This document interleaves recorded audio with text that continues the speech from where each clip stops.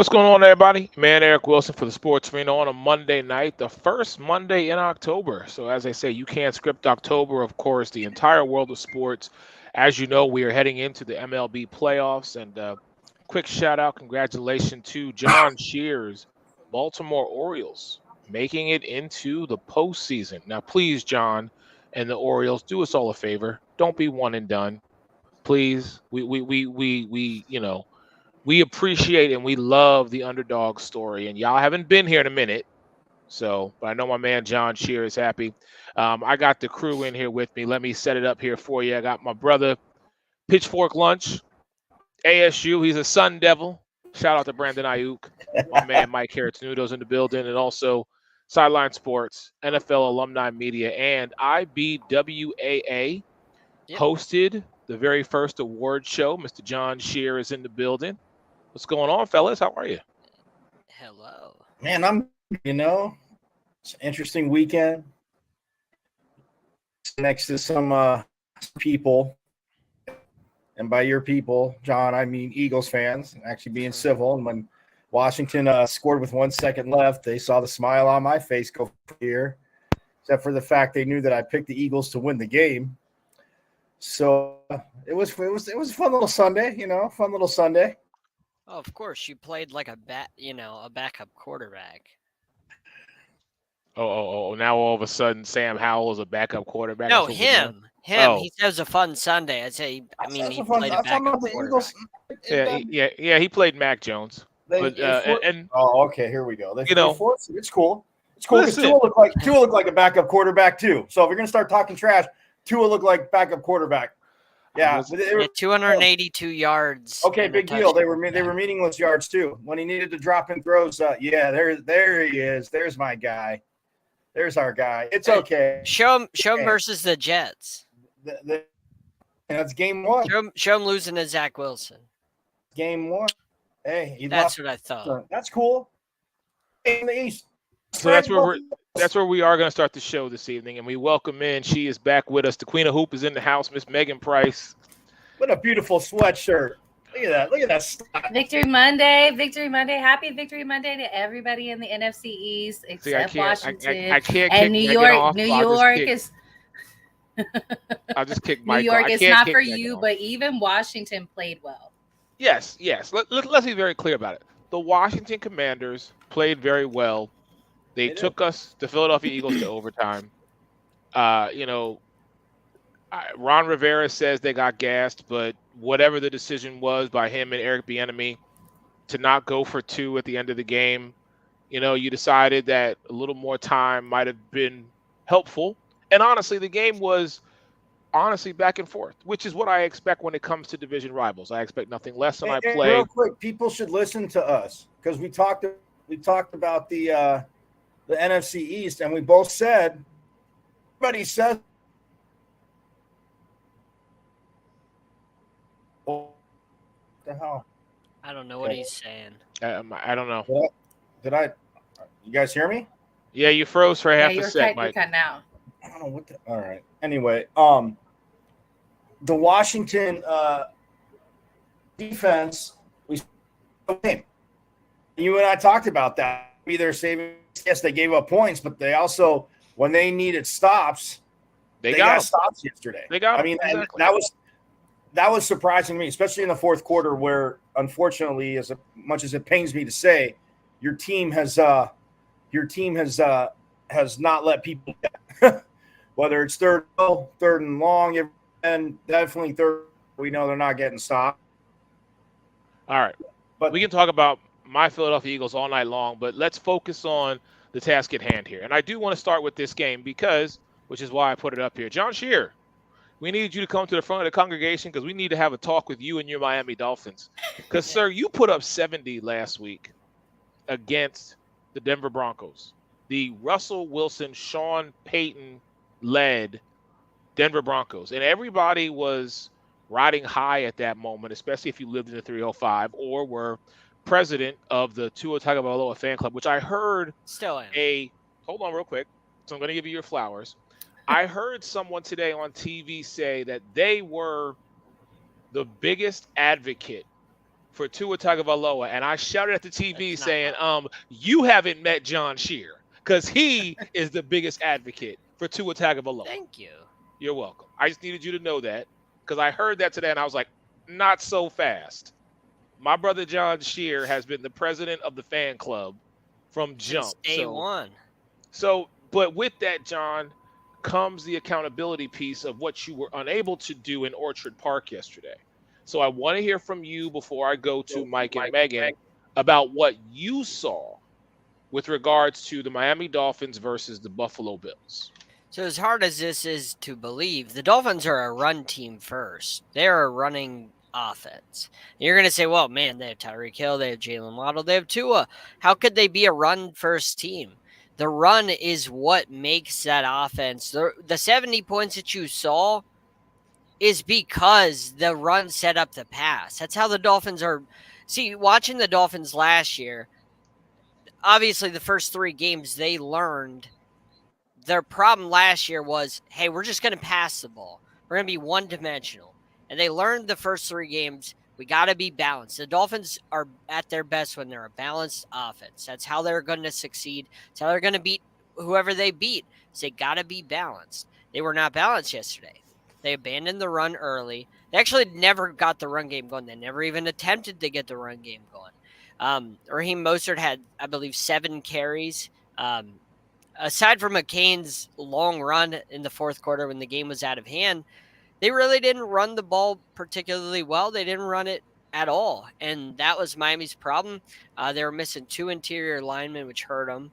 On defense, for whatever reason, Vic Fangio decided a slot corner is going to cover Diggs instead of Xavier Howard, your best corner, and he got burned for it. And that never should have happened. But I saw your best one guy on Diggs, John. I saw more than one guy, and Diggs still was able to escape and run it down the side. But majority of the day, Kader Kohu, which is our inside corner, was on Diggs, and that's not a spot where he should not be covering Diggs. He's a good corner, but he's meant for the slot. He's not meant to cover outside guys. That's what you have Xavier Howard for. And for whatever reason, Vic Fangio, that gets to my next point. The coaching wasn't very good from Mike McDaniel. The whole game plan and the coaching staff wasn't good yesterday. Abandoning the run, just the whole coaching staff wasn't good. So I put it on them for the loss. And I do think that the Dolphins were still riding high off of 70 and never quite started looking forward to the Buffalo Bills game. I disagree with John, because it's a divisional game. If you were playing another team, I think that could be a valid thing, but you don't lightly take your divisional opponent. So I'm not going to let you slide on that. It's not light. I think that it's almost like like a Super Bowl hangover. I think part of that was there was a little bit of hangover from scoring that many points. If they went from Denver to, let's just say, the Raiders, or if they went from Denver to maybe Houston, I could see where you would have a valid argument of, but this is the Buffalo Bills. This is a team that has been a thorn in your side for years. I'm just going by the effort I saw from the Dolphins yesterday. Okay, fine. From watching them play, it didn't look like the same team with the same that's heart fine. and effort and hustle that we saw the week before. That's fine. So let me go to one of the people who I know has a lot of effort, a lot of heart, and a lot of drive, and that is the Queen of Hoop, Miss Megan Price, 806 Radio, Amarillo, Texas. What did you see with that game yesterday between Miami and Buffalo? I think this was less about Miami being hungover from a record-setting game. I think it was more, we finally saw Buffalo hit on all cylinders. We saw Josh Allen and Diggs just really have a connection yesterday. Side note, really just kills me to be talking about Diggs and we're not talking about Trayvon, but or that this is the only team we get to talk about the Diggs this season. So, but just really excited to see the two of them kind of hit that spark that they've been missing in the first few games. And I think this is just one of those random bad games against a divisional opponent. Like they'll be fine. Miami will be fine. And at the start of this season, before we knew what the Jets were going to have to deal with, this was the best division in football, in my opinion. You had three teams that literally could have won this division up in the air. Now they're like kind of like the rest of us. Now it looks like two are really more dominant than that third one as well. But these are your two dominant teams. It was just a bad matchup on Miami's side. Okay. And Mike, before I come to you, I forgot to start my show by simply saying, Mama Carrot Tenuto, I'm sorry, because all of us picked against your Jets, and we'll talk about them in a moment, but I gotta say, sorry, Mama Carrot Tenuto. So, Mike. I told her we did too, and I should have picked I was about to literally pick the Jets, and I'll say this real quick. I know we're going to get to Eric, and I'll say it again there, but I love defense. That's not a freaking hold. That's pathetic. I mean, Robert Salah had every right to go off. But look, everything John said, yes, they Dolphins defensively try to go with, let's put our second best corner, nickel corner or not, let's put our best corner on Diggs because we're going to have a safety over the top on Diggs. But that's a unit against Buffalo. Gabe Davis, and as much as might not traditionally run the ball well, because everybody's been clamoring, especially in Buffalo, for them to get a running back, like a running back that can carry the load, not gadget guys. And again, these guys are good, they're there, but we've all seen it. They don't have that guy that can sit there, be a 3-down back, 4-minute drills. We know, just hand the ball off to him and be like, okay, cool, stop him. That being said, defensively. For Dolphins, they literally, to your point, Eric, I thought about this a few times yesterday. Who got Diggs?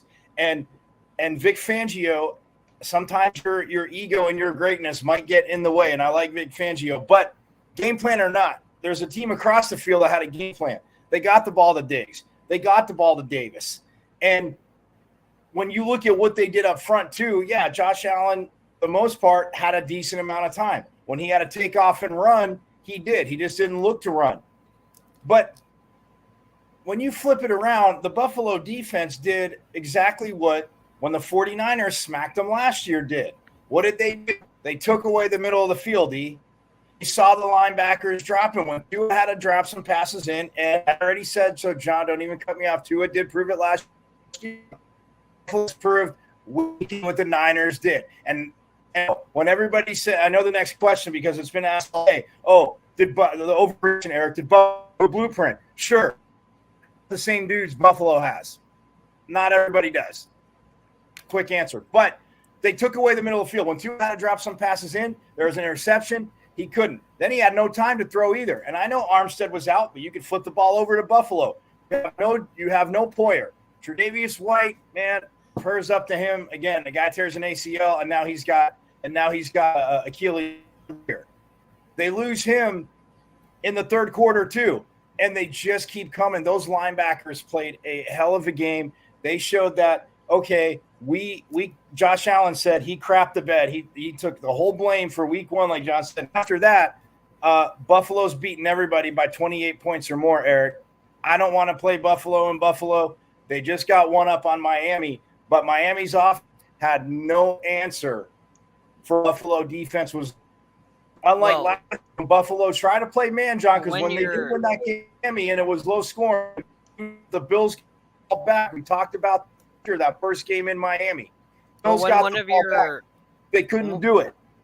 One of your best offensive linemen, your center, is not playing, and your backup center, who's your backup guard who's playing center, has a 4 rating, Pro Football Focus rating for the day, and an average is 50. That doesn't help to be able to throw the ball downfield. No, I'm going to pull you because last week I had 3/5 of my line out. Eric, did I make an excuse? I said they were out. The Cowboys didn't perform. They lost to the Cardinals. I don't want to hear it. We had the best guard in the league out. A dude that's given up 4 sacks in what?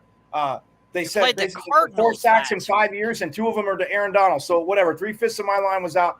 I don't want to hear it. I don't want to hear it. Nobody gave the Cowboys John, you can't do that. The schedule's the schedule. The schedule's the schedule. Nobody gave the Cowboys a pass, and you know it. He deserved a pass. I don't care if it was Houston, who they're starting to look like they can start winning against everybody. I mean, C.J. Stroud just might be the guy to resurrect this team. Yeah. And certain teams just have other teams' numbers. Like we've lost 7 out of the 8 times to Arizona. Right. They know how to play us. We Eric, never play well in Arizona. Eric and I have always said division games. It's one of those things. Yeah, you're going to throw out records, and I don't care if it's cliche and old school. You are, because you study your division opponents the most, as you should. I mean, that's 6-year season. Granted, right. But again, into Megan's point, and this, thank you, Megan, because we're transitioning perfectly into what we saw in the, I'm going to say, from the second quarter till the end of the game of Sunday Night Football. Here's my thing. I know there are no moral victories in the world of any sport, but the fact that the Jets defense held Patrick Mahomes, Travis Kelce, Isaiah Pacheco, and the rest of that squad to 3 points, 3 points for an entire half. Okay? That to me speaks more than the Chiefs getting that victory. All right. Now we can talk about the whole safety with the face mask thing and when it should have been called versus when it was called. But the momentum shifted. And here's the thing, because Megan, you brought it up, and I'm so glad you did. You talk about teams having other teams' number. I want y'all to go back and look. Kansas City statistically does not play well at the Meadowlands, whether it be against the Jets or the Giants. And it doesn't matter who's on the field, whether it was Alex Smith, whether it was Patrick Mahomes, it could have been anybody. The Kansas City Chiefs, for whatever reason, do not play well in the Meadowlands. Well, when I saw this matchup, when we were doing our picks, like Mike, I almost was like, there's something about tonight, something about that Sunday night matchup to where I was like, I didn't know Aaron Rodgers was going to show up. I couldn't have predicted that the world was going to be the central location for everybody was in East Rutherford, New Jersey last night, because everybody and their grandmama showed up to that game except for all of us. I'm surprised that place didn't sink, Okay, but play off of Jersey, John. But what I'm saying to you is it was one of those nights where we have to stand up and pay attention, if nothing else, to the New York Jets defense for containing Patrick Mahomes and Travis Kelce and the rest of that offense to 3 points, because we know this Kansas City offense can score at will. And last night for 30 plus minutes, they couldn't do it. Can it? Sauce Gardner, I already said it wasn't a hold. I'm not going to get in. I just think each crew's a different thing, and I get it. It's an eye test for the refs. Yes. Did his arm go around back? Sure. Did he got anything? No. You look at both of them running, no one stride. I mean, no one cares if the defender breaks stride, but he didn't break stride. And that was an interception. So yeah, I'm not saying they marched down and win. I'm just saying it's not a hold. And you know what the Jets remind me of, Eric? I mean, like you said, you broke it down there. I mean, that game, playing well or not, like the Jets to me defensively, it's like playing scramble golf. Like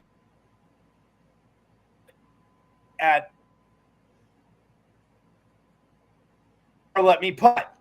Let me tee off or let me putt. Because I'd feel better about that. If you played scramble and just had the Jets, because you just said right there, I mean, the Chiefs moved the. Mike, I don't know what you're saying. What they want to do? Out real bad, Mike. Yeah, Mike, your Wi-Fi is cutting out, man. So let me go to Megan, and I'm gonna let you work on this, and we will get you back in here in a moment. Megan, talk to me about that matchup. That matchup, I didn't expect it to that level, but when we went into this season, New York was ranked number 3 in defense. I'm not sure what they're ranked right now, so don't quote me on that. But going into the season, it was number 3. So we're still talking about a top 5 defense right there.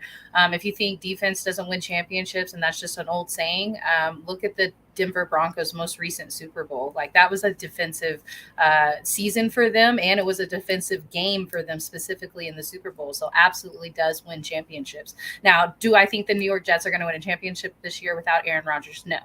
But that defense is still going to go in there and win games for them. And like you said, like, they just don't play well there in that area. Like Patrick Mahomes just does not play well. And so even if this is not a real rival of yours, like if you already have this built up in your head, like I've played them 7 times and I've lost 6 times, like they're already in your head before you even get there, before you even get off the plane. Go ahead, John. So, I mean, I've been thinking about this all year with the Chiefs. The Chiefs don't look like that Super Bowl team. And I can hear Raylan right now. Oh man, he's like a preacher at, on Sunday morning. Oh man, you can't talk about Mahomes like that. I can hear him, praising Mahomes while I'm knocking Mahomes, because the Chiefs really haven't looked like themselves. I mean, Mahomes has right now through 4 games has the lowest rating of his career as a starter. He already has 4 interceptions through 4 games. Aside from the Bears game, which you're playing the Bears, the offense didn't look great against Jacksonville. They didn't look great against Detroit. They didn't look great against the Jets. When they play physical defenses, this offense struggles. Like, they do not do well again. And those 3 defenses I mentioned were all physical defenses, and they struggled against all of them. Struggled in Jacksonville to put up any points. The defense carried them this entire season so far. It's been the defense. So I don't know what's going on. The offense doesn't look like the normal Chiefs offense. Mahomes' stats, they're okay. 8 touchdowns, 4 interceptions. They're not great for Mahomes standards. He only has 1 300-yard game. And I know, his stats, 1,000 yards through 4 games ain't bad, but by Mahomes standards, these numbers are way down from what we're used to seeing. But again, John, it's the beginning of the alarming. Year. It's 4 games, so I'm not going to look too much into it. If we were at week 10 or 11, then I would be I'd be a little concerned. But through a month watching them, aside from the Bears game, because again, everybody kills the Bears. The other 3 games, this offense hasn't looked impressive at all. But they're 3-1, John, and we can't. No, I understand that. I get what you're saying. I do. It's like I told you with the Eagles. It's like I told you with Jalen Hurts. Yes. When you're watching, I was just about to say that too. They're 4-0 and they don't look great. It's the eye test. Right now, the Chiefs' offense isn't passing the eye test. Okay, and you're right, John. And it's not usual for the Chiefs to say that right now the Eagles' eye test is not what people are paying. People are paying more attention to the fluidity, the consistency, the synchronicity that is not being exhibited onto the field. And we're used to seeing that. We still undefeated, so I'm not taking anything away. I'm just saying, I get you. Yeah, I get you, Mike. All right, you're back. So quick, let's go, because I want to make sure we only got a little bit of time left with Megan, and I want to hit 2 points with her. So go ahead.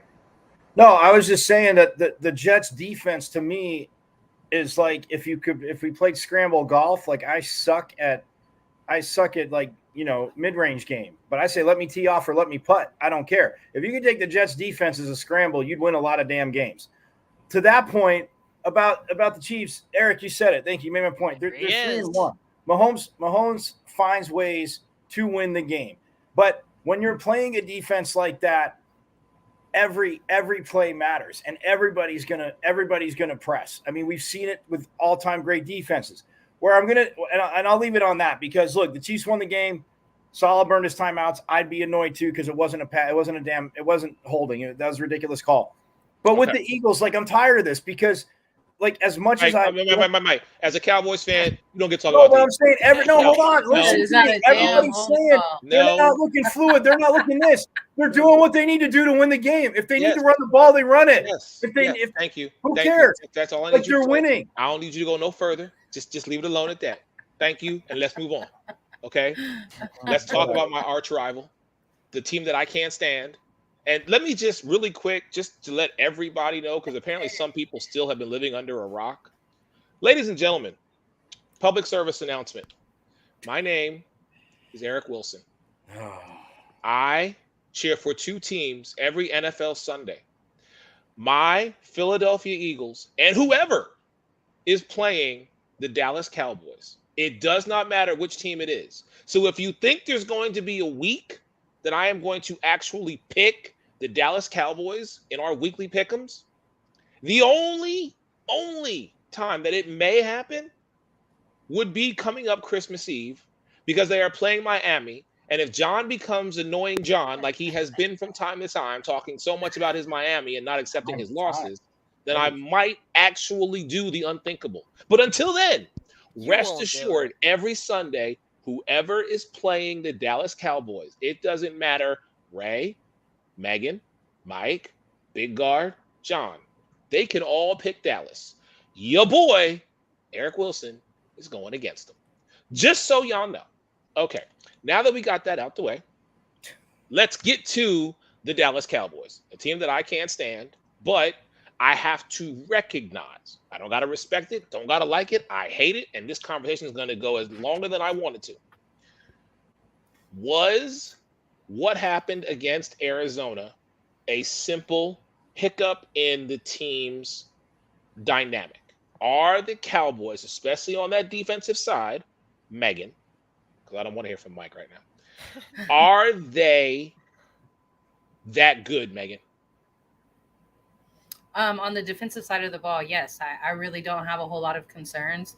I feel like even with some of the injuries that we've sustained, it's been next man up. It's the offense that has me concerned, just like Raylan said in the comments just now. And I have said this exact same thing. Like, no matter how much I like Dak as a person and all that, like, I will actually be objective and say, like, I don't know if he's ever going to be the same Dak before pre-injury. Like, I just don't know if his reaction times, I don't know if his mental is ever going to be there or is ever going to be right. You know, like, I just don't know if it's ever going to come back.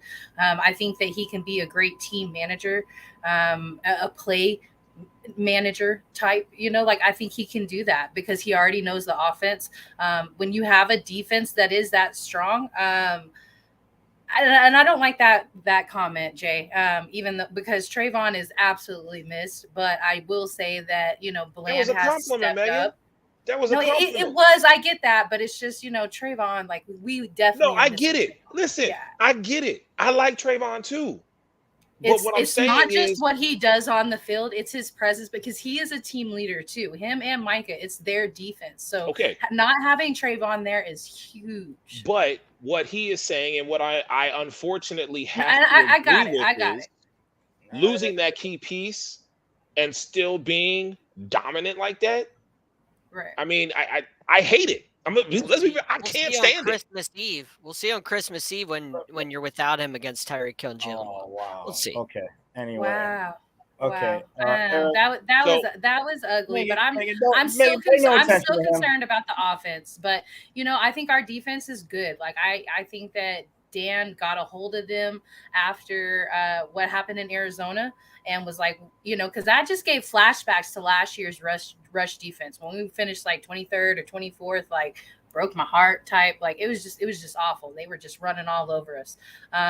That type of performance kind of had me shook. Like, okay, are we not going to be good? Because I think we can get by with a weaker offense, but as long as our defense can back it up. But this weekend, this Sunday is the measuring stick game. Why not? San Francisco does it every single season. They get by. They get by a great quarterback. Pastor Ray is completely right. Megan, I'm talking about what you said previously. Okay, if your defense wasn't as dominant as they have been, you guys would be what I forever have called you to be, and that is the walking piece of mediocrity. But your defense has still stepped up and given Dak the necessary time to do what he is basically capable of doing, and that's simply being a game manager. All right. And, well, hold on, and never mind the 3 offensive linemen that we had out that week. You know, like, let's just ignore that fact. Well, here's my thing. You didn't bring it up. Zach Benton, the best position player right there. Injuries are a part of the game. So for us to sit here and use that as an excuse is ridiculous because every team is injured. I use it as an excuse, but it's a fact. It's a fact. Okay. If you don't have protection, are you going to be able to get out of the pocket? You always need protection. Megan, I'm going to sit here and tell you this right now. If any of my offensive linemen or defensive linemen did not play and we lost, I would not be sitting here saying, oh, well, because they didn't show up or because they were injured. Cam Jurgen is now out with an injury. I'm not sitting here boo-hooing and crying, even though my team is still winning. Injuries are a part of the game. Okay. Remember that when Joel Embiid is hurt this season. We're talking NFL, not NBA. I'm just saying, keep that same energy. Just keep that same energy. I will. The NBA season, preseason starts in 3 days. You mean the postseason? That's not fine. the regular season, Megan. The postseason when he gets hurt. John, watch your lips, because you ain't going nowhere this season with Emu Jimmy. Get out of here, Mike. Go ahead. We're gonna give Mike the floor. First, okay. When I was cutting out, and John said he couldn't hear me in the beginning, I said, and last week, Eric, facts. I said to Megan's point, 3/5 of their offensive line was out. Didn't make an excuse. Not because everybody, whatever, love or hate the Cowboys. Nobody wanted to hear it. And like you said, step up and damn play. 3/5 of their line was out. And I said, Zach Martin, that was my point before our internet cut out. Zach Martin, through a stretch, has only given up 4 sacks. 2 of them were to Aaron Donald. Cool. I'll take that. Zach Martin comes back. It's a whole different story. That being said, look, with Trayvon Diggs, they did skip a beat. It's one thing I see what Denzel's saying. Yesterday they didn't. They got a whole week of practice to get a guy like Bland ready, who, again, is a good nickel corner. To John's point earlier, as a nickel corner, I like Deron Bland. He's not that other guy that used to run fast and could run but couldn't turn around and catch, Eric. Anthony Brown. Yeah, the Eagles spy, Anthony Brown. That's what he was. He was an Eagles spy. That being said, but look, with doing it against Belichick, and everybody says no matter what the Patriots record is, defensively, see, Belichick, I made somebody mad. I said Belichick. But that being said, look, defensively, I said last week I wouldn't want to be any of the Cowboys in practice because Dan Quinn was gonna have a reality check with them. The way they were able to actually defend the run, the Patriots, John might not like them, but they can still run the ball. No matter what they do, they might not be. Hey, Mac Jones might not be throwing it 50 yards downfield, but they can still run the ball. They just can't win. Yeah, I mean that too. They're 1-3, but they're running the ball, and that was the big thing, and it's been the big thing for the last year and a half. To Megan's point about the Cowboys,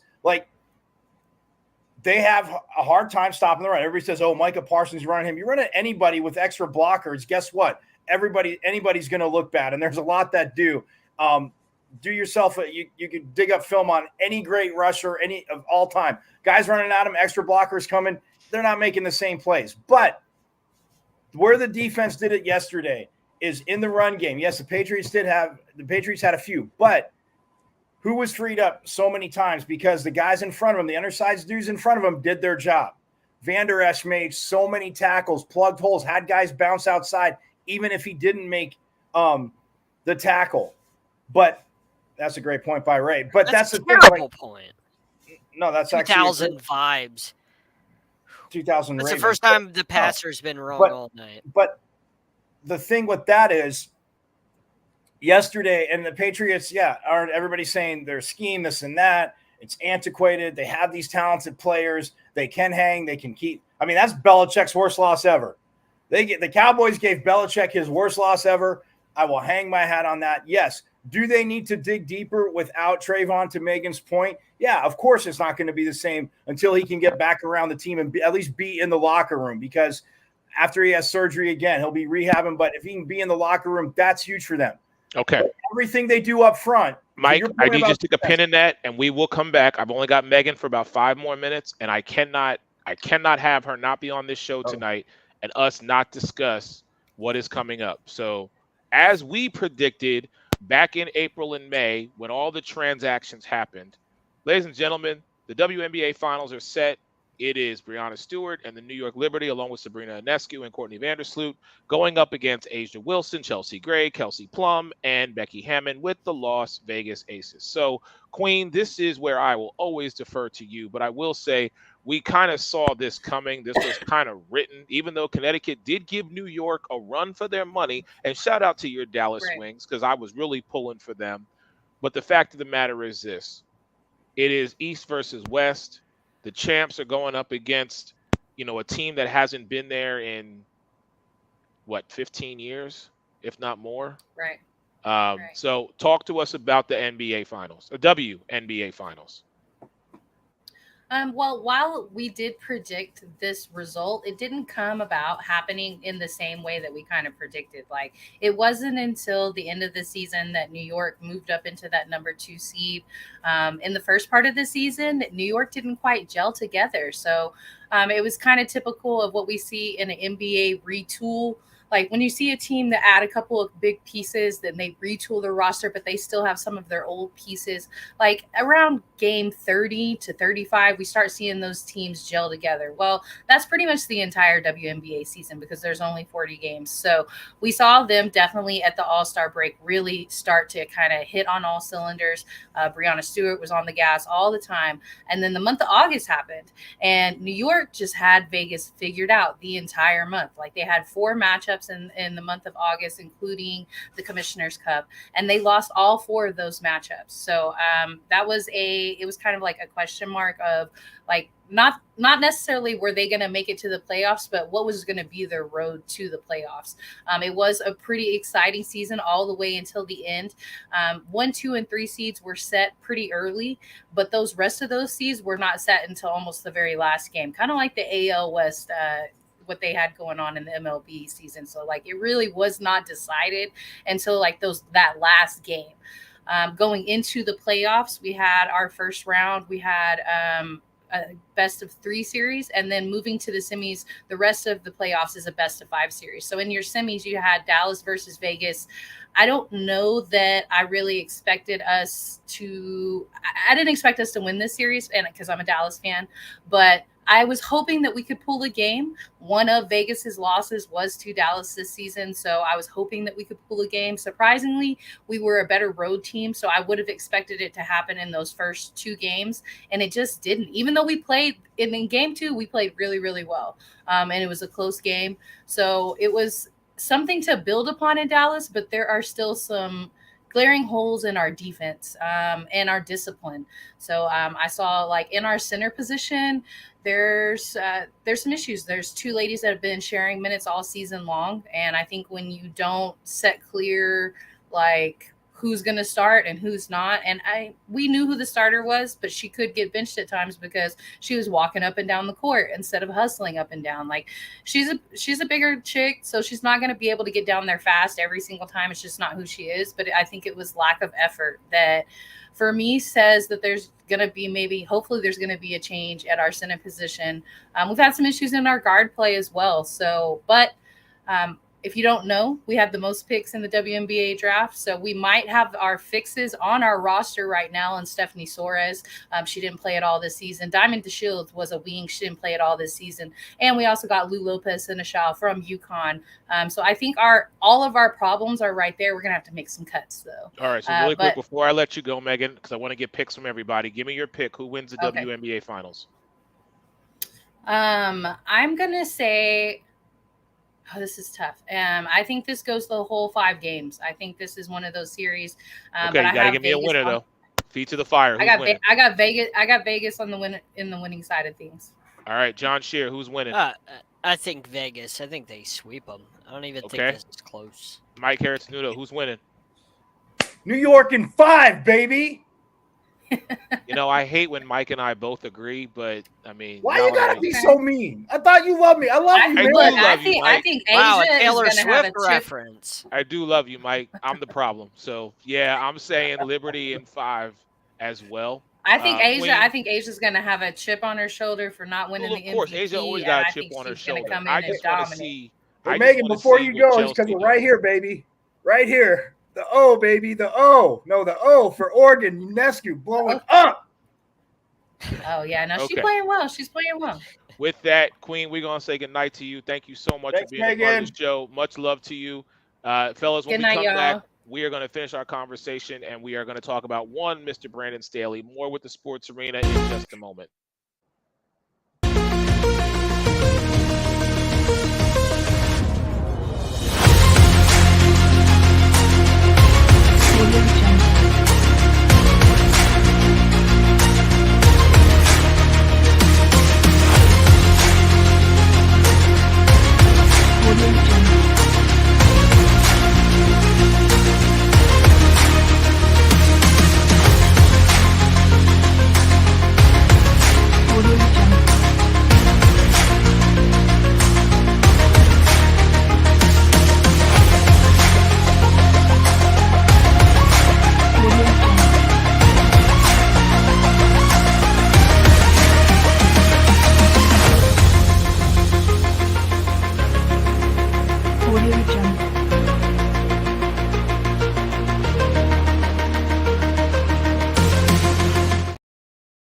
welcome back into the Sports Arena. I'm Eric Wilson alongside my brother John Shear, Sideline Sports. Check him out tomorrow night, 8:30 p.m. Also NFL alumni media and IBWAA host. And also Forks Up. He's a Sun Devil, Jerry, man, 16 years. My brother, Pitchfork Lunch, Pac-12 preview. My man, Mike Harris. Hey, did you appreciate that when I sent that to you yesterday? I did. Okay. I appreciate you, Mike. Much love to you. By the way, I know last week or 2 weeks ago, y'all were asking about merch. Let me say it is in the works. Oh, yeah. Sports Arena merch is on its way. I will make sure I shoot out the codes for y'all to be able to purchase stuff like this and others. So a couple things before we get talking. Somebody, and I don't know why I let this, John, you've got to help me get better at this, man, because, a lot of times I can just put up with a lot of stuff. But this guy right here, he want to talk all this noise. And you know what I got to say when stuff like this happens. Cade, anytime you want to jump on the Sports Arena and hang with the big dogs, man, you just let me know. Just make sure at the end of the day you acknowledge whose yard it is, okay? That's what my man Denzel. You know who Snipes he roots for, all. right? I know who. He's a Raiders fan, so I don't Are you understand how serious? he has any room to talk when you're Wow. a Raiders fan. You have zero room to talk. Oh, another player just got arrested. Oh man, another one got arrested. Like, wow, come on, what are we cannot doing believe here? that. Well, look, I'll say this about the Raiders, John. I mean, yeah, the Raiders have had their issues, we know. And yes, shout out to the Sports Reporter Without Pay in the comments. But no, Chandler Jones, I mean, look, Eric, I mean, it's a much longer story. There's something going on there. Like, I do feel bad for the dude, like self-inflicted or not. There's something there. Something rotten in Vegas. That he definitely, look, and rich doesn't mean you don't have problems. And I'm not saying it should be given to him for free. When I say somebody needs help, like, I'm not saying like free help, like, but that dude obviously needs some help. There's something drastically wrong. They decided to cut him. Instead of getting him help, they decided to cut him. Yeah, no, 100%. No, you're right. And I'm not saying the Raiders aren't culpable in this, John. I'm just saying from a Chandler Jones standpoint, you would help as a person, family, whatever. Like, the Raiders, too, should be like, let's get you the help you need. I mean, again, everybody's situation is different. But the Raiders that's can't the sorry help part. anybody. But to John's point, yeah, for the most part, the Raiders, I mean, come on. The Raiders and the Eagles had courthouses under their stadiums. We all know that. Yeah, we do. That's fine. All right, speaking of people who need help, let's get to this one. Because even though they were successful yesterday, oh my God, and it's very. Oops, sorry, I don't want that one. I want this. Nobody wants. Eric's a Cowboys fan. Eric is not a Cowboys fan. This guy, even though they did win yesterday, albeit against the Raiders, I very rarely am I the guy to start a petition. But I may start one. I mean, I did one for Bring Back Battlegrounds, but shout out to the 3-point conversion, Raphael Hines, for saying that it will be back. I do appreciate that so much. That's going to be entertaining as hell. But Brandon Staley, as a head coach, with these decisions, just does not make sense to me. And I'm sorry. Every year, it seems like when you have Keenan Allen, Mike Williams, Austin Eckler, Justin Herbert on one side, and on the other side, you have Joey Bosa. Yep. Yes, thank you. I always get those two mixed up. Sorry. You got Joey Bosa. Now you got Khalil Mack. 6 sacks. He just got another sack, Eric. Right. You got talent on both sides of the ball, and yet this team is not even. I know we're only 4 weeks in, but how does Brandon Staley still have a job? So the question I'm asking is it time for Brandon Staley to just go away? John Shear, is it time?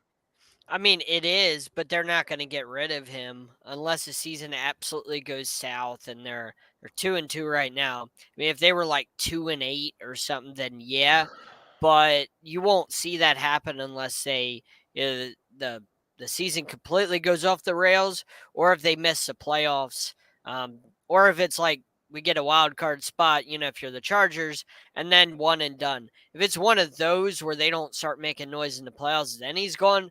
But they're not going to get rid of him, anytime while the season's still hanging in the balance. Yeah, sorry, John. Yeah, Eric. I mean, what did we talk about when he went for it? Whatever, every week. It doesn't matter. Like, to your point, but he had to he basically fired his whole staff last year. I mean, new O coordinator, even though he's calling the defense, still a new D coordinator brought in, a lot more new coaches brought in. So ownership sided with him.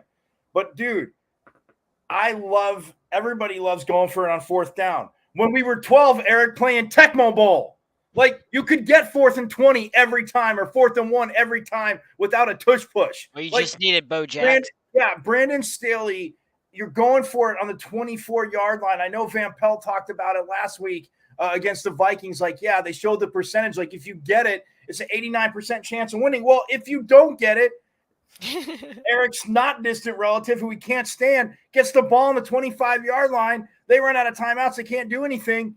But, dude, like, punt the ball. If you just said, what do they have on defense, Eric? What do they have on defense? Talent. Punt the ball. Make a team go 80 yards. Like, dude, I love Tecmo Bowl. I loved old school. Even Madden in the beginning when you could get it on 4th and 15 almost every time. Brandon Staley would have been a Madden champ.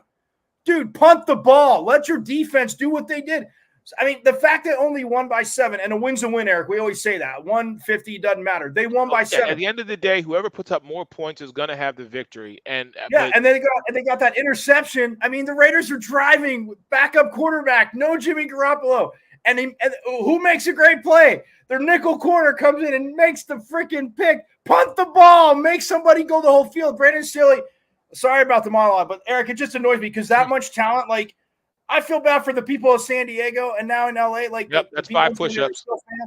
No, I said I feel bad for the people of San Diego that I watch them come to LA, but they got to be happy because Brandon Staley's an idiot, man. And I hate calling a coach that. But, dude, it's your own 24-yard line, Eric. Punt the ball. I get it. Listen, we only got a few minutes, but he is gracious enough to join us. He went from the comments to being live and in living color. The sports reporter with LA is in the building. What's up, fellas? What's up? It's only fitting that I show up in my suit and tie since John done called me Rev and passed about 4 times on the broadcast. Nobody caught it. I caught it. Like, he called me Rev about 3 times. What's up, man? Hey, man, I had to put this in the comments in the chat about Brandon Staley, man. I can't deal with him as a head coach anymore, brother. I can't. All the talent you got, and you're 2-2, and your next set of games, you're on a bye this week. Then you got the Cowboys, you got the Bears, you've got the Jets. I mean, I'm looking at this and I'm like, you guys should be Kansas City. They got Cowboys, Chiefs, Bears, Jets, then your Lions. Oh my. Packers. I mean, I'm looking at this and I'm saying this is the time when your team needs to be together because you're going to have them losses and you already got 2. And your 2 losses, granted, yes, one was to the Tennessee Titans and then they lost, of course, week 1 to John's Miami Dolphins. But that game was a shootout and could have went either way. I'm over Brandon Staley is what I am. I get it, man. This is one of those things where, right, if we flip sports for a second, like the people from the 90s and 2000s love Allen Iverson, but they hate James Harden. And it's like, dude, like half a dozen in one hand, 6 in the other, right? Like they're going to give you an inefficient 30, but Harden going to give you 11 assists to go with it. But they love Allen Iverson, but hate James Harden. This is one of those things like based on how you feel about Staley because of some decisions he made. Like we saw the call he made, I think it was last year that we all think caused him to miss the playoffs, right? Yeah. I think it was the game against the Raiders at the end of the season. Year before. It was something he could have done because they made it last year. It was something he could have done. I don't even remember what the exact call was, but he made a bad call, right? Like I think we're forgetting, man, this guy's only been a head coach for 3 years. And it's like we're sick of him. And everybody's like, oh, the Chargers have so much talent, like on paper. But every year they're battling injuries, right? Either Keenan Allen's hurt or Mike Williams is hurt. And now Austin Eckler is hurt, right? They're always dealing with injuries with all their talent. And the quiet is kept for all the praise we give Mike Tomlin for never having a losing season, but that's going to end this year, right? Brandon Staley's been coaching for 3 years. He ain't never had a losing record. 9-8 and 10-7, right? And they're not going to have a losing record this year. But as far as him going for it, again, I think that I made the Iverson Harden comparison because it depends on how you feel about him already. Dan Campbell, who I get to watch every week, makes some of the most boneheaded decisions you ever want to see. But we love him. People love him because he says things like, we're going to bite their kneecaps. And you go, man, this guy's a motivator. And people love Dan Campbell. So when he makes bad coaching decisions, nobody says a word. Like the bad decision he made to go for it at the end of the half against Kansas City, and we gave them the ball back and they walked down and scored. Or a situation where we had a 7-yard gain, right? Or a 4-yard gain or something like that. And it was going to be like 2nd and 6, or we take the holding penalty and it's first down. And he declined it. And I was like, what? Like, I didn't even get it. It's like, we can be 1st and 5 or we can be 2nd and 6. That's a no-brainer. And he declined it. So, But when it's Dan Campbell and the Lions go for it, they say he's instilling confidence in his team. He's letting them know he believes in them. And when Staley does it, this guy's an idiot. He's going to blow the game. Depends on how you feel about the person making that call. I understand most of Brandon Staley's fourth down calls. I don't agree with them all, but I understand the logic. Like, I know why he did it. We can either – it's like they was actually saying it. When Washington scored against Philly, they was like, are they going to go for the win or the tie? And had they went for the win, most people wouldn't have thought nothing. You playing the reigning NFC champs. You're not even expected to win this game. Go for the throat. Right? So when Brandon Staley makes these calls to go for it, like to really, I'm playing to win, we look at it like it's crazy. It's like because you're blowing opportunities for a team that we think is so talented and should be in the mix. Like we think the Chargers should be what the Bengals and Bills have been the last 2 years, right? We think the Chargers should be what we're now seeing from Miami, and we haven't seen that. So we look at it like a disappointment. And I think he gets a lot of flack. Again, some of them are bad decisions, but I don't think he's like the worst, and he ain't going to get fired because the talent going to bail him out, Eric. Okay. Ray, let me ask you a quick question. But with Dan Campbell doing it, especially this year, I'm not talking last year, I'm saying, but the Chiefs game, and I was with you on that call because I know you weren't thrilled. I mean, the Chiefs did go down and score. You guys won the game. But is it more of a Dan Campbell? And again, I'm not trying to give him a pass and not Brandon Staley because I agree with your point. But more of Dan Campbell instilling the confidence he knows he has in his defense that, okay, to this point, you stopped him. Like, I'm going to go for it here because I tell them I believe in them. I got to show them as much as they believe in me. And again, I'm not trying to make an excuse for him. I'm just saying, is it a message thing, though, with Dan Campbell, at least on that call? Is it not the same message to any coach that goes for it in a situation that ideally you don't think a coach would? Right? Dan Campbell like Philly. 24. Philly is making it a standard in the NFL. What are we doing on 4th and 1 in Philly? The brotherly shove. They're calling it the tush push now, right? No, it's called the brotherly shove. The brotherly shove. In fact, Herbert just did it because they were worried about his hand. He did it to basically steal the game, and I think did they not get it? Is that what happened? They didn't get it.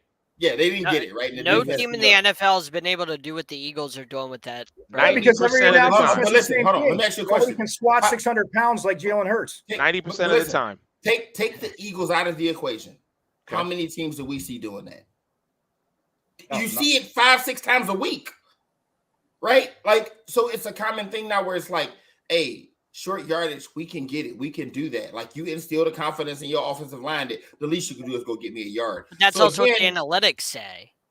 I agree. I'm simply saying that, again, Staley, because of some decisions he's made that we didn't agree with, now anytime he makes an aggressive decision as a coach, it's going to be looked at as boneheaded, especially when it doesn't work out. But if Dan Campbell makes that same call for the Lions, 4th down, backed up in our own territory, we go, man, he really believes in those guys. I just don't think Dan Campbell makes that call to 24, though. That's the difference, Ray. Okay, Ray, I see your point. I do. And this is why I love your objectivity when it comes to looking at things through different lenses. I really do. I appreciate that. And you're right. Personally, it might be a bias that I have just because of his track record, his history. But again, I will go back and say, look at the talent that is on the Chargers. And let's take paper for a moment. If you look at the talent that's on the Los Angeles Chargers versus the talent that is on the Detroit Lions, on paper. Wait a minute. Eric, as much as you got on me last year, bro, what we gonna do in 2023 is put some respect on Detroit. Because I'm around. Hold on. I don't put respect on Detroit since 2022, 2021. More so than me. And for the first time, man, but watching those guys, I believe. Right now, I'm just saying on paper right now, okay? If you look at it, people who don't do what we do would say to you, oh, they got a more talented squad than Detroit. If we're looking at it on paper, it does not translate onto the field. But Dan Campbell, what he does, see, this is how I see it. And I'll put it to you like this. Dan Campbell, to me, is a leader. Brandon Staley is a manager. That's how I feel. But you know how and why Dan Campbell got that reputation? Because we weren't winning when people started saying that about him. It's his persona, right? He gets in front of cameras, and like Eric, you were there, and me and Tyree had this conversation. Some people just exude that, right? Yeah. I can't explain it. You had to be there when Eric Thomas walked in the room. Yes. It changed the whole atmosphere, right? Some people just have that. Dan Campbell has this thing about him that makes him go, I don't even like the Lions, but I like that guy and I want to see them succeed. And his team buys it. If your team buys in, man, you're a leader. Just that simple, right? And Brandon Staley, on the other hand, he's mild-mannered, kind of soft-spoken. He doesn't come across like a madman. And yeah, maybe he's a leader, maybe he's not. But I believe a lot of what people feel about him is it looks like the Chargers have underachieved based on the level of talent they have. Yes. But Dan Campbell played. But Ray, Dan Campbell played like that. I mean, look at who he played for, guys he played for, and I mean, he even coached under when he started. Whatever internally his starting coaching. I mean, yeah, he was with Parcells. He's that guy. He exudes it. So players, I don't think he's asking them to do anything like he wouldn't have done or didn't do. For Brandon Staley, I'm not saying again, you don't have to be the same guy. I just think to Eric's point, when you're saying, look at you have on defense. I mean, nobody could block. Khalil Mack was the guy that like the Raiders drafted, then the Bears had, and now the Chargers have. Like, it's insane to me that you put your defense all the time, because in this day and age of offense, Ray, on the other side of that, why I get so annoyed with Brandon Staley is everything's about the offense. But if the defense doesn't make a stop, oh, well, see, that defense terrible, blah, blah, blah, every time. I just think and you said it. I mean, Brandon Staley has earned it to what Eric said, and how I feel too. He's earned that. But at some point, man, punt the ball. Just let your defense, like Eric said, pin their ears back and go kill a quarterback. That's how I feel. I got one more before we get out of here, and I'm glad, Ray, you were here for this, because I'm going to go straight to you with this one. Listen, the Cincinnati Bengals, again, a team that has been to AFC Championship games. That has been their bar. Are we concerned about the stability of Joe Burrow moving forward? Should he have taken the advice of Jamar Chase in the preseason, jokingly or not, and sat out these first couple of games to be prepared for the rest of the season? Because I'll be very honest with you, I am concerned, I am worried, and I always say at sometimes somebody needs to protect you from yourself. And I feel that is what is going on with Joe Burrow right now. I think someone needs to step in and protect him from him. I think that man's got, like you say, Ray, he ain't got this. No, Joe Burrow got this. But I think his support, his group, his chemistry, his family, his brothers, his sisters, whoever, need to have an intervention and say, look, man, we need you for January. Right now, you might want to consider taking a week or two or something. Let that calf get better, because it's only going to get worse as the season progresses. So, Ray, how do you feel about Burrow and the whole Bengals situation right now? This is how I feel about Joe Burrow, Jamar Chase, mixing the Bengals. Like, I feel like who knew I knew. That's what I feel like. And not that the Bengals would be bad. The fact that we just jumped the gun on them so fast in this super and deep and talented AFC, it's like, listen, man, it can be that way. You can be 4-11 3 years ago like they were, and then all of a sudden you're in the Super Bowl. Like, that's how fast things can shift. You can be a bottom feeder or a mediocre team, no disrespect, and then you can have one of the best offenses in the NFL. Hello, Miami. That's how fast things can shift. So just 2 years ago, we all were saying Buffalo was up next. After the greatest playoff game many of us have ever seen, we all said Buffalo was next, and they were going to threaten Kansas City for the crown in the AFC and the whole league. Along comes Cincinnati, and now Buffalo's off everybody's radar until they stump a team and put 48 on them. Sorry, John. But, like, I did a post in the offseason, and I put up quarterback and receiver combos, rank them. And it was Mahomes and Kelsey, Chase and Burrow, and Diggs and Allen. And everybody had Diggs and Allen last. Everybody has just completed disregarded Buffalo. Again, man, Cincinnati could have just been a flash in the pan. Maybe they won't be that good anymore, right? Whether Joe Burrow is hurt or not, the AFC is just loaded with talent, right? Like, Burrow and Chase might be fourth now, because we got to talk about Tua and Tyreek and Waddle. Like, the whole conference is just loaded with talent. And it's not going to be easy. You got to show up. It just goes to show what Kansas City's doing every year is just impressive, right? To show up year in, year out and continuously win 12, 13 games, it's not easy. Cincinnati won 12 games one time and everybody jumped on the bandwagon like they're up next. Wow. They're just playing bad. In fact, they get beat down. Like they don't look. I mean, you can blame it on Joe Burrow's health. You can blame it on whatever. They're not very good this year, right now.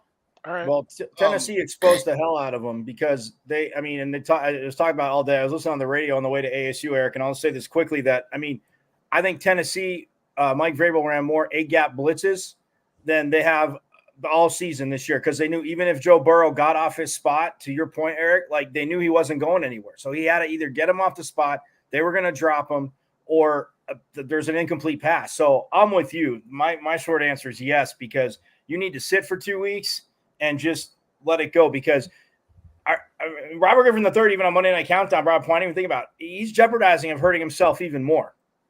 Right. John, how you feel? Yeah, so I don't think it's just Joe Burrow. I think that there's something going on. I think that Zach Taylor actually has to coach, and I think he's struggling. I think, no disrespect to him, but I think the guy we saw that was about to get fired, a la Mike Budenholzer, the guy was about to get fired, and then they went on that Super Bowl run, and that saved his job because he was terrible before that Super Bowl run. I think now he actually has to coach because things aren't handed to him. The defense has been really good the past couple of years, and they lost a lot of talent. And so now he actually has to coach with Burrow banged up and the offensive line not great. Kind of has to navigate this, and he doesn't know how to. And like I said, they lost so many defensive players. The offensive line's not great. Joe Mixon is not a very good running back anymore. He's 3 yards in a cloud of dust.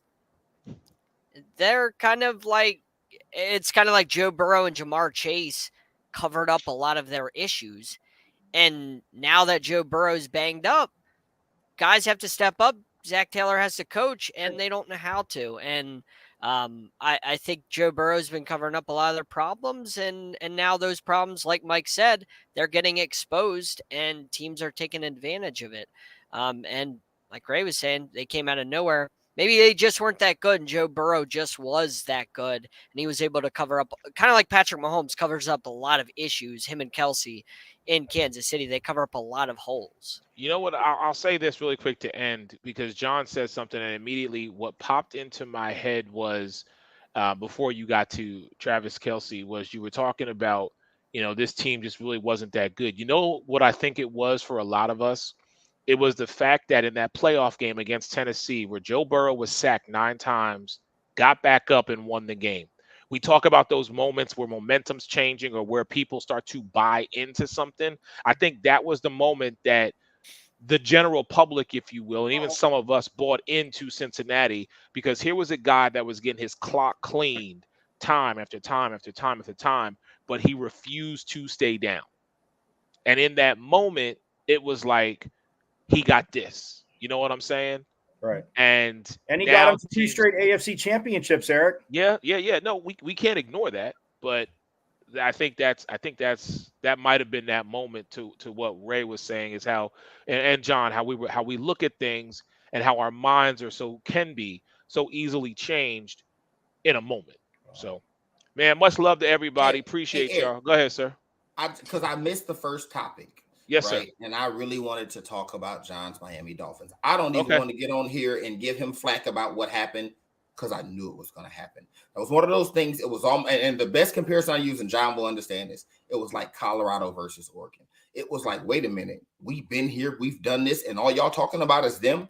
That was Buffalo Sunday. It was like, come here, Miami, we got something for you. And there's nothing wrong with that. Buffalo's a really good team.